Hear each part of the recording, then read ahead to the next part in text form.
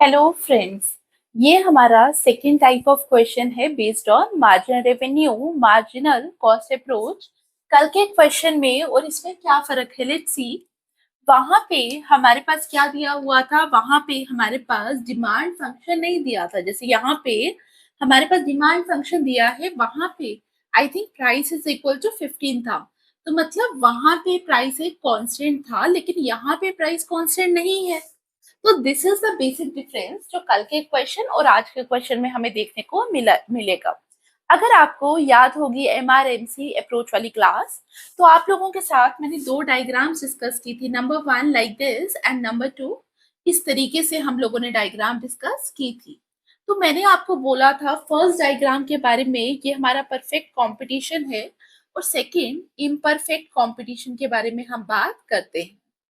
जब हम imperfect competition के बारे में बात कर रहे हैं, तो इसमें और इसमें फर्क क्या है। यहाँ पे हमारे पास प्राइस कांस्टेंट है, बट यहाँ पे we do not have a constant price level. यहाँ पे हम लोग किसके बेसिस पे काम करने वाले हैं, हम डिमांड फंक्शन के बेसिस पे काम करेंगे। हमारे पास यहाँ पे जो प्राइस है दैट इज कांस्टेंट, बट यहाँ पे प्राइस कांस्टेंट नहीं है।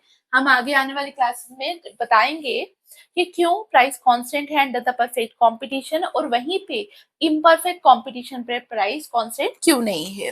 तो हम लोगों का ये जो क्वेश्चन है, अगर यहाँ पे मैं मोनोपोली हटा भी दूं तो भी आपको पता होना चाहिए ये क्वेश्चन किससे रिलेट कर रहा है। This question is related to imperfect competition. चाहे आपको कल मोनोपोली पे क्वेश्चन आ जाता है, चाहे आपको मोनोपोलिस्टिक कंपटीशन पे क्वेश्चन आ जाता है, डायग्राम हम कौन सी यूज करेंगे, दिस वन।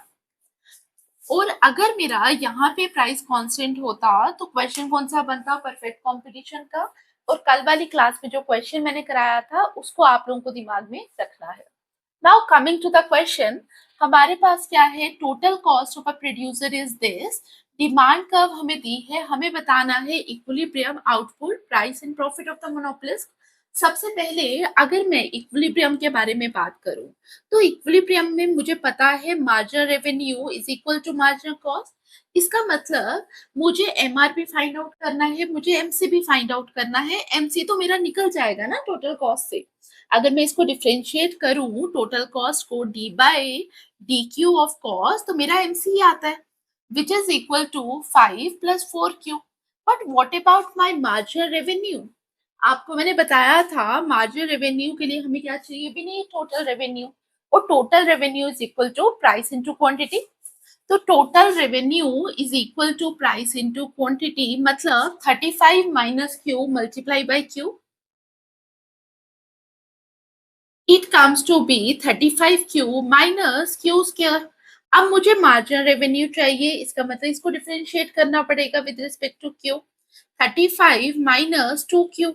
अब मैं बोल रही हूँ at equilibrium M R is equal to M C. इसका मतलब M R is what, 35 minus 2 q is equal to, मेरा मार्जिनल कॉस्ट क्या है, marginal cost is equal to 5 plus 4 q. 5 plus 4 q which comes to be 6 q is equal to 30, q is equal to 5। हमारे पास quantity आ गई 5। तो equilibrium level of output तो हमारे पास आ गया, but what about price. अगर मुझे प्राइस निकालना है तो मैं डिमांड फंक्शन को यूज करूंगी। P is equal to 35 minus 5 which comes to be 30। तो आप लोगों को समझ आ गया कि हम लोगों ने क्वांटिटी फाइंड आउट की, हमने प्राइस फाइंड आउट किया। Now what about the profit.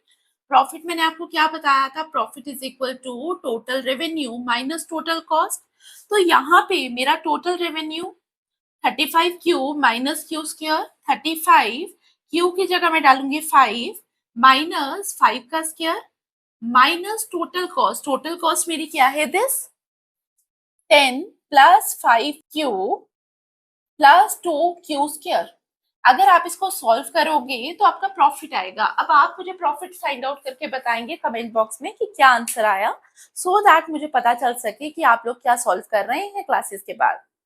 I hope आपको पूरा समझ आया और आपको ये भी समझ आया कि क्या डिफरेंस था दोनों क्वेश्चंस में।